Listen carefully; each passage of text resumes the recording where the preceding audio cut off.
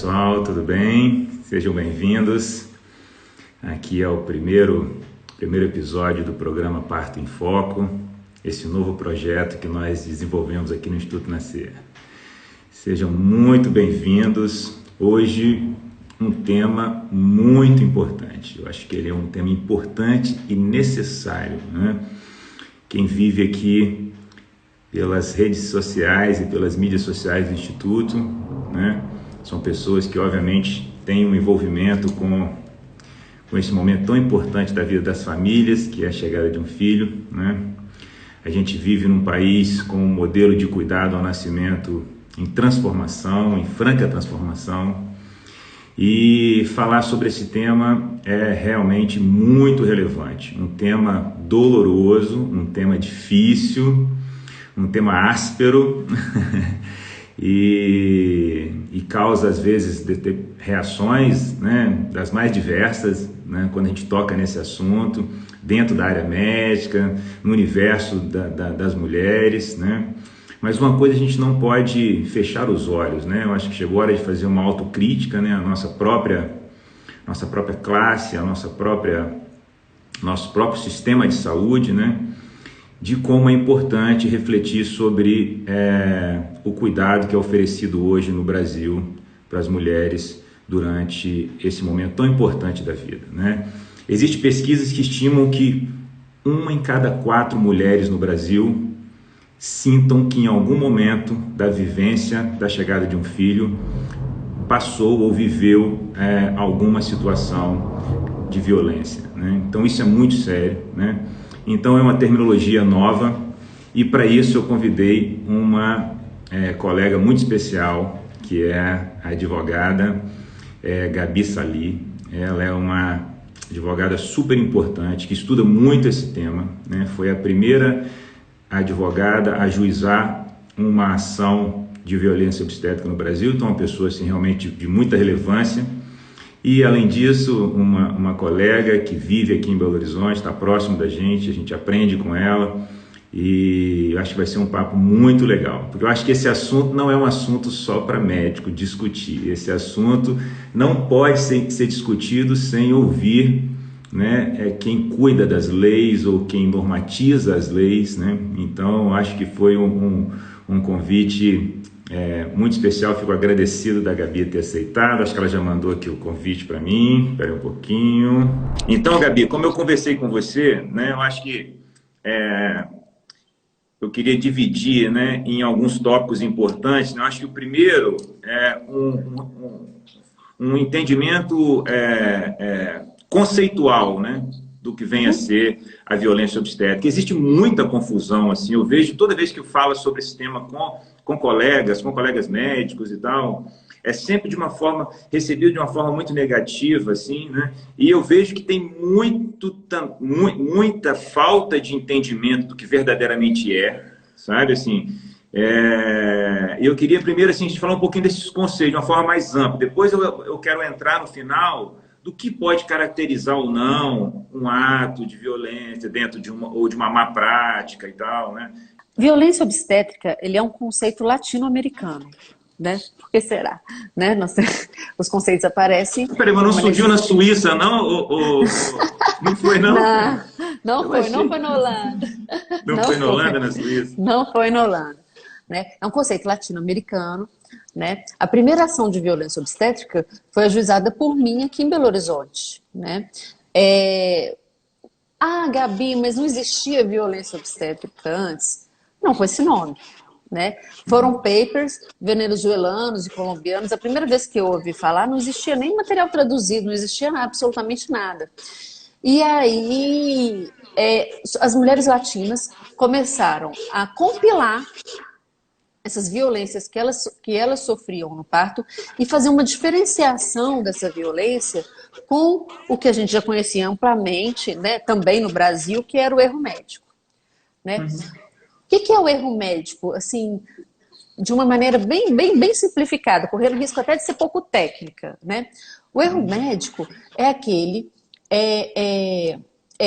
aquela negligência, aquela imperícia, ou aquela imprudência que traz um resultado danoso. ela traz um resultado que seja antijurídico. A violência obstétrica não está necessariamente ligada a resultado. É óbvio que procedimentos violentos, né, tendem a causar piores resultados, tanto maternos quanto perinatais. Né? A gente costuma dizer que o parto humanizado é um parto científico, é um parto de acordo com as evidências científicas. Mas independente do resultado, quer dizer, entreguei bebê e mães saudáveis, vivos. Não basta. Não basta mais. Não Exatamente. basta mais. Assim, é muito importante você falar isso, Gabi, porque vindo de um advogado, entendeu? Porque isso eu falo há muitos anos com os colegas, entendeu? Assim, porque nós somos treinados dessa forma, entendeu? Assim, o resultado final é mãe saudável, bebê saudável. A medicina estava feliz com o seu papel nesse momento da vida da mulher. Mas não é mais isso, entendeu? Assim, você entender que não é mais isso. Tem a experiência do que está vivendo ali, tem a maneira que a mulher se sente ali naquele momento, né? É óbvio, Eu acho que é o seguinte, nós estamos... eu acho que a experiência que você tem no Instituto Nascer é uma experiência que já vai muito além, né? É uma experiência onde a mulher pode transformar o parto em algo... o que está se buscando lá é muito além da não violência, né? Talvez seja muito além até do parto meramente científico. Ela está vivendo ali, existe um fetiche também, né?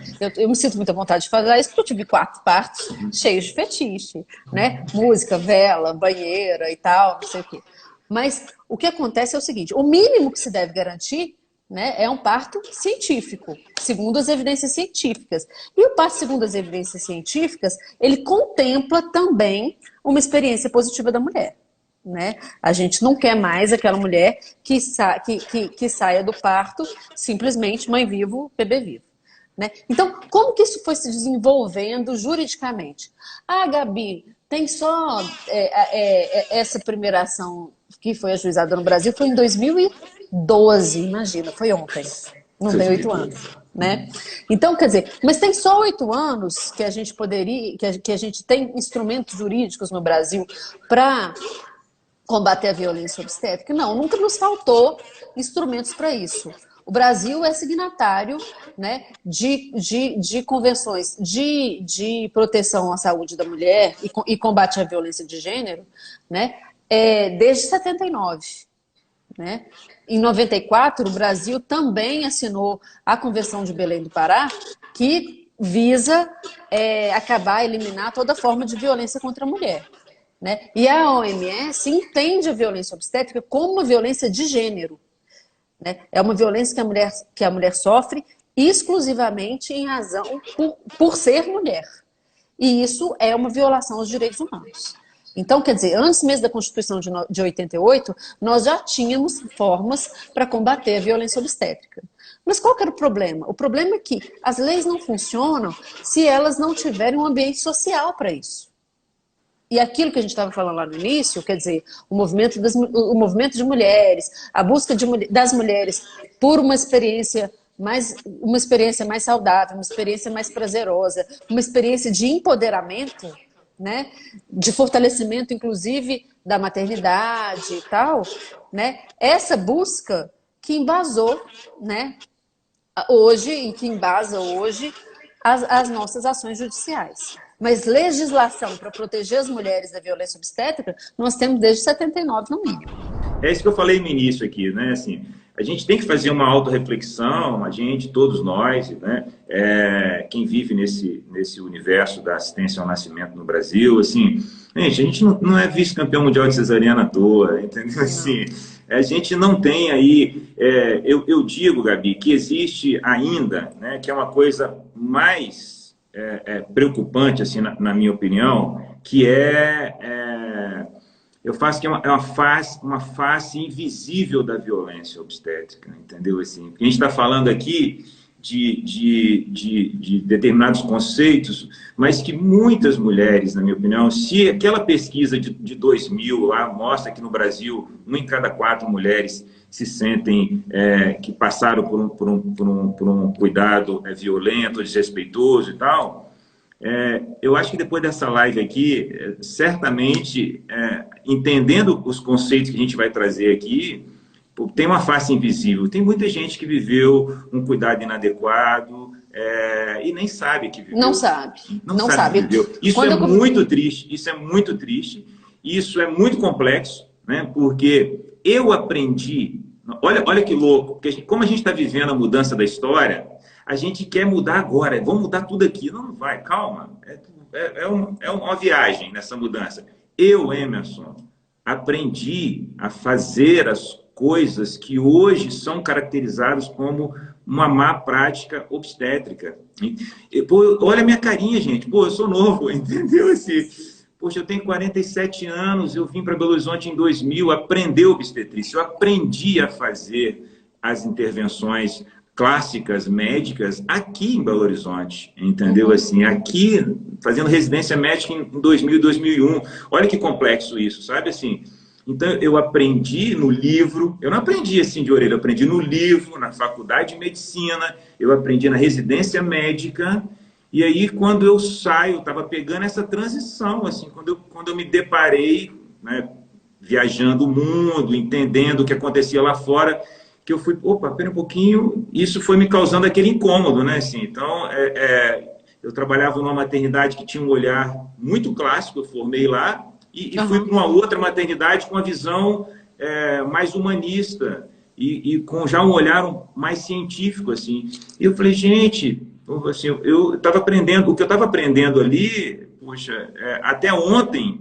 entendeu? Então, quantas episiostomias de rotina eu fiz, assim, quantos cristelé o Dr. Emerson fez na vida, quantas atitudes, né, de não permitir, ou seja, não existia permitir acompanhante, não tinha acompanhante. As últimas 3 décadas, ali, 80, 90, 2000, não tinha, gente. O acompanhante foi retirado da cena. Foi retirado por quem? Por nós, pelo cuidado, pela organização do cuidado.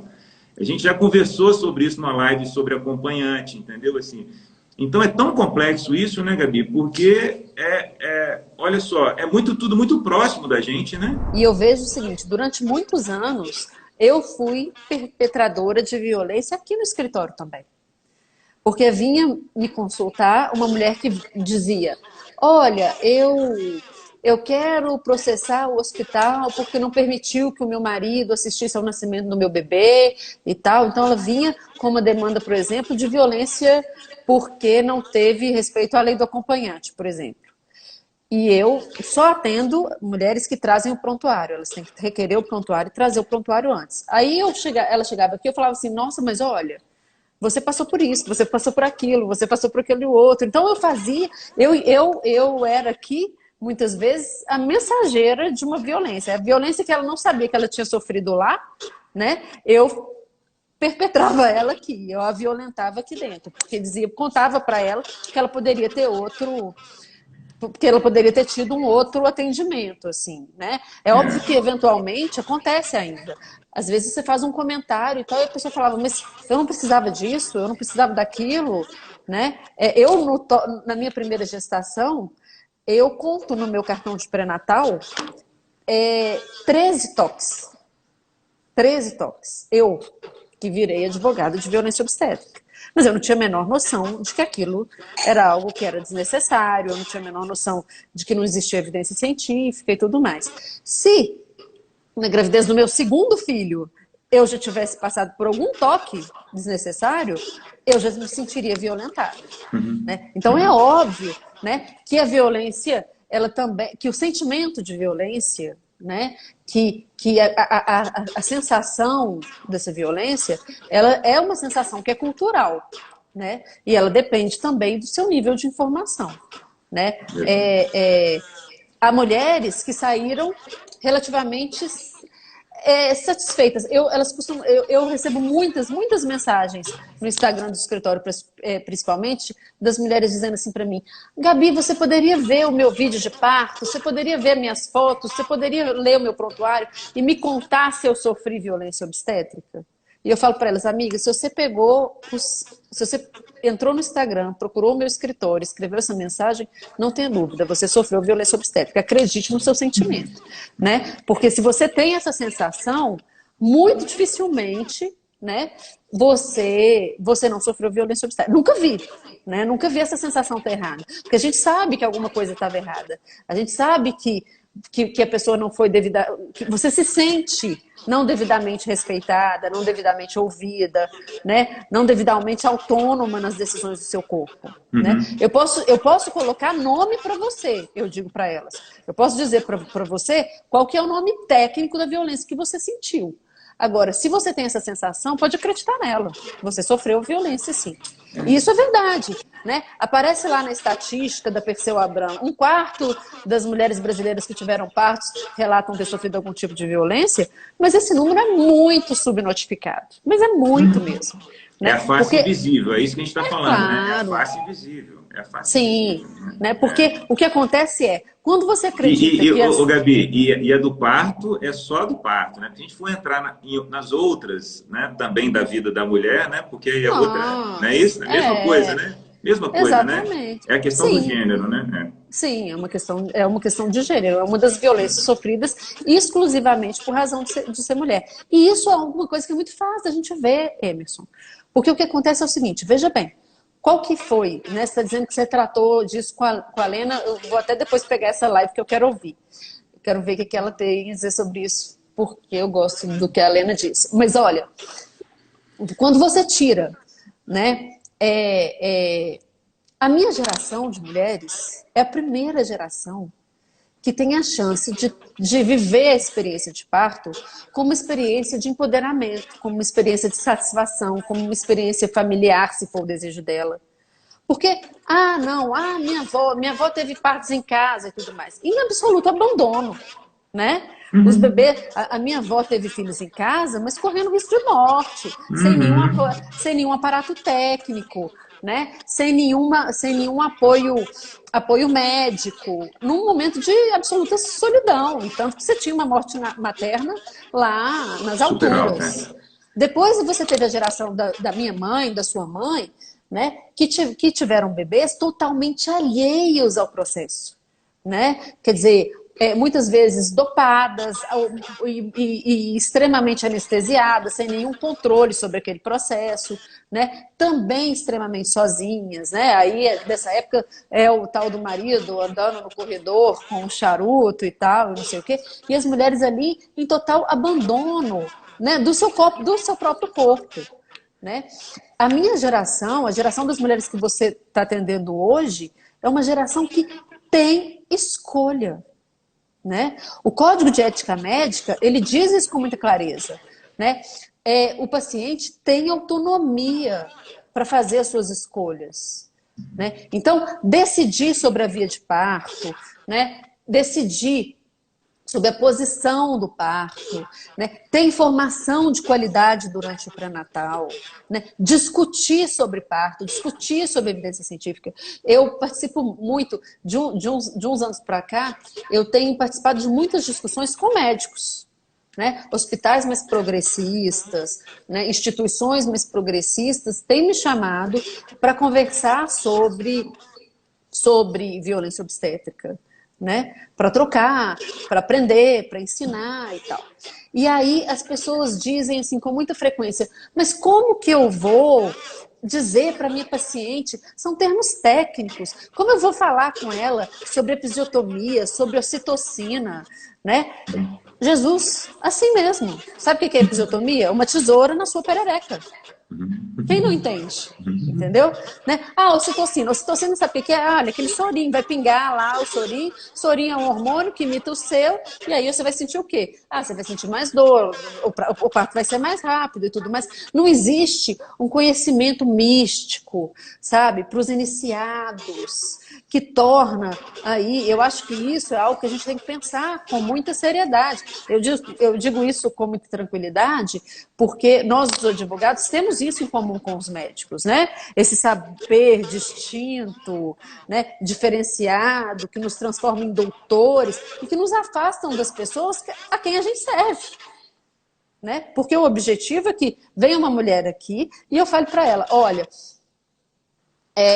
a situação é essa, o seu risco é esse, olha aqui o seu prontuário, nós podemos analisar isso, isso e isso, essas são as suas chances de êxito, e isso é o atendimento que a mulher tem que ter no pré-natal dela, né? Olha, a evolução do seu parto é assim, vai ser assim, vai ser assado, se acontecer isso, olha, uma razão científica para você ter uma eventual cesárea é essa, essa e essa, se não forem essas razões, não existe razão para você ter cesárea, vamos participar aqui das nossas escolhas, nós estamos aqui num determinado momento, olha, veja bem, a sua evolução está assim ou está assado, os seus riscos são esses e esses, ninguém, sabe, ninguém quer mais aquele bebê do que aquela mulher, ninguém no mundo. Né? Médico nenhum tem que proteger o bebê da mãe, né? Médico nenhum tem que proteger a mulher dela mesma, né? Eu vejo muitas vezes nessas discussões as pessoas dizendo assim, mas a mulher não sabe o risco de não se fazer uma episiotomia. Eu falei assim, explica para ela, né? Pergunta para ela se ela quer correr esse risco, né? Ah, ela não sabe o risco de, enfim, uma coisa qualquer aí. Ela não sabe o risco de um parto pélvico. Explica para ela. Dá para ela a estatística. Ah, o risco de um parto normal depois de cesárea. Dá para ela o número. E ela decide. Ela decide se ela quer. Por quê? Porque ninguém quer aquele bebê mais que ela. Né? Então, compartilhar. E Emerson, as pessoas me chamaram uma vez para uma. Esse caso é muito engraçado. Para uma palestra que era o seguinte: eu tinha que dizer para os médicos como evitar processos de violência obstétrica. Aí eu fiquei assim, eu discuti isso com as meninas que trabalham comigo aqui no escritório. Eles falaram, mas Gabi, você vai aceitar fazer essa palestra? Né? Tipo, os médicos estão querendo como? Sabe? Enganar as mulheres para que elas não se processem por violência obstétrica. Eu falei assim, não, não é isso. Porque o jeito dos médicos não serem processados por violência obstétrica é dividir a responsabilidade. É exatamente isso. Eu nunca tive no escritório uma mulher que disse assim, olha, o meu médico falou comigo que eu corria X de risco de ter uma ruptura uterina porque eu tinha uma cesárea anterior. Mas eu tive aqui uma ruptura uterina, entendeu? Eu escolhi junto com ele que eu ia ter um parto normal, tive uma ruptura uterina, então eu estou aqui processando porque ele devia ter feito isso à minha revelia. Isso não existe. Não existe. Por quê? Porque as mulheres, quando são responsabilizadas, quando se divide com elas esse poder das decisões, elas se responsabilizam. E quando elas se responsabilizam, e quando elas compartilham essa responsabilidade, né, elas estão avaliando os riscos, porque os riscos existem. Né? Você engravidou, você está correndo risco. Né? 1 milhão de riscos aí. Você vai falar melhor desses riscos do que eu. Agora, quando se compartilha... Né? Quando se compartilha o poder, você compartilha também a responsabilidade. E aí você tem satisfação, não é só quando dá errado, não. Você não tem só satisfação quando aí, não, olha que lindo esse filme, esse vídeo de parto, maravilhoso, fotos maravilhosas, bebê lindo, bebê saudável. Quando os resultados são ruins, né? Quando acontece uma fatalidade e bebês morrem, ou quando acontece uma fatalidade e mulheres têm hemorragias, ou mulheres, enfim, né, têm intercorrências, quando elas compartilham a assistência, elas se sentem contempladas, mesmo se o resultado não for o resultado que elas sonharam. Porque isso aí, Gabi, é uma dica, porque aqui tem colegas médicos ouvindo, entendeu? Assim, tem enfermeiras obstetras, tem doulas. A gente está falando aqui do obstetra, mas a enfermeira participa desse cuidado hoje. A doula, às vezes um pediatra, um anestesista que está ouvindo a gente aqui. Então, assim, isso foi muito, isso já é uma coisa muito importante para mim, mas você falar isso para as pessoas, assim, a melhor maneira, né? Se a gente fosse falar assim, então, qual a maneira de você prevenir agora, falando para o médico, né? Uhum. Que eu queria deixar isso para o final, assim, como a mulher pode prevenir dela viver uma violência. E o médico, como ele se prevenir, às vezes, de uma ação como essa, né? Eu lembro que em 2002 eu li um artigo falando que nos Estados Unidos 82% dos processos contra médico ou contra assistência ao parto eram eram conectados ali à parte da obstetrícia mesmo, do Sim, nascimento ali e tal, e muito conectado à falta de informação e de autonomia e tal, que é exatamente o que você está falando. Então, uma maneira da gente prevenir é compartilhar verdadeiramente as decisões, assim, exatamente. ouvir as pessoas, ouvir o casal, entendeu? Então, como eu disse na live de plano de parto, né, o plano de parto deve ser abraçado pela equipe de plantão e não ficar com medo dele. Pô, tenta entender o que essa mulher pensa e dá para conversar um pouco. Se você não concorda, se você acha que aquilo ali cientificamente não está correto, poxa, você, pô, É um formador. a forma de você se posicionar ou conversar nessa hora é fundamental, entendeu? A gente viveu aqui em Belo Horizonte uma situação, teve uma mulher que estava tendo um parto numa maternidade particular e o líquido dela estava meconial. E aí o médico chegou e pediu para ela sair. E ela não quis sair Sair de onde? e, da banheira Ah, sair do para banheiro. poder avaliar o bebê. Aham. E aí o médico foi e ficou nervoso. Tipo, saiu da sala. Aí, pronto, entendeu assim? Porque se ele ajoelha ali, encosta a mão no braço dela e fala, não preciso, porque o batimento, o líquido está assim, assado.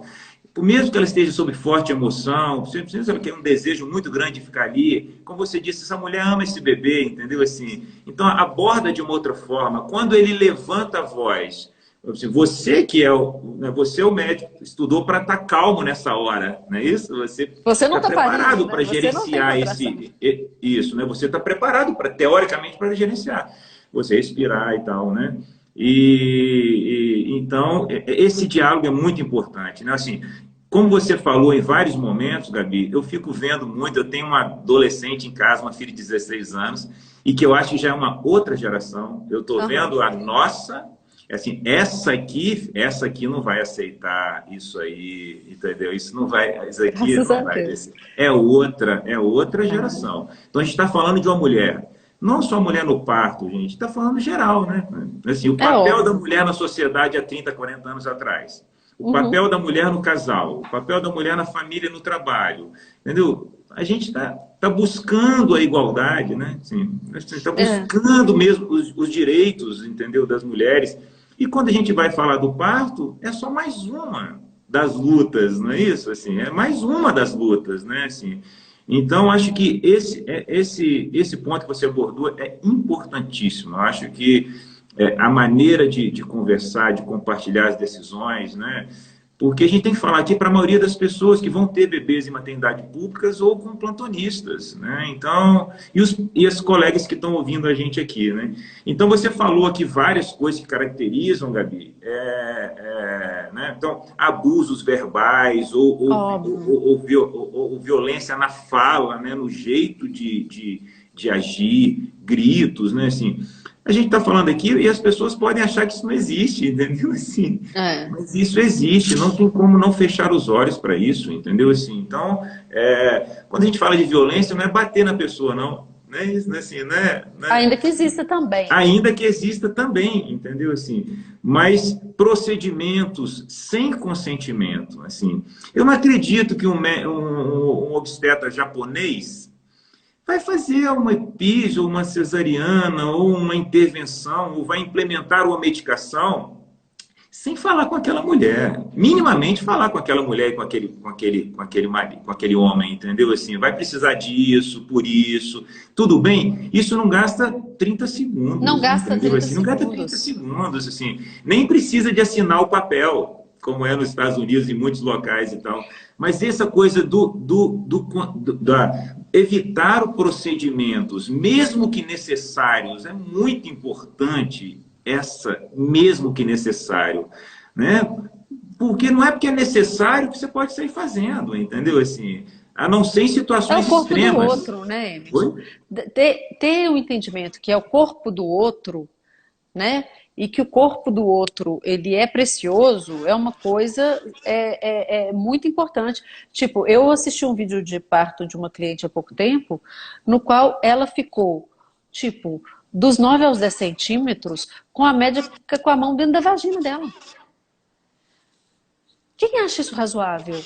né? Quer dizer, ignorando a ausência de violência científica, né? A tecnia, né, de um procedimento desses, mas quem acha razoável um outro com a mão na sua vagina, né, durante, sei lá, os 20, 30 minutos que ela demorou até essa coisa. Então, quer dizer, entender que o outro está ali e enxergá-lo como um autor, né, como um ator daquela circunstância, isso é a coisa mais preciosa.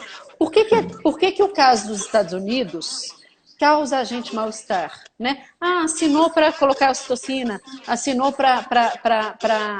enfim, assinou para cada passo que está sendo colocado ali. Porque essa é uma divisão de responsabilidade forjada. Não é de verdade. Né? Tem alguém ali assinando de mentirinha, porque se você dissesse para aquela mulher naquele momento ali que você estava dando nela uma injeção no olho, ela ia assinar também, qualquer coisa que você disser, ela vai assinar. Então, ela é forjada. Então, construir uma relação... E outra, a gente acreditar também que uma relação de corresponsabilidade só é possível com o meu médico, né? Isso é algo que não progride, né? Dividir a responsabilidade é tratar o outro com respeito. É simplesmente considerar a inteligência possível do outro. E não é inteligente só a mulher de classe média, sua paciente. Né? A mulher do SUS também é plenamente capaz de decidir sobre o corpo dela, né? De ter essa autonomia. Né? Então, quando se entender, quando a gente conseguir uma mudança cultural, né? Uma mudança de perspectiva que possibilite essa divisão de responsabilidade, nós vamos ter muito menos problemas com o processo, muito menos problemas com o processo, vamos ter um nível de satisfação infinitamente maior. Né? E outra, também é um tabu dizer que as mulheres só não processam, dizer que, por exemplo, que os planos de parto fazem as mulheres processarem os médicos.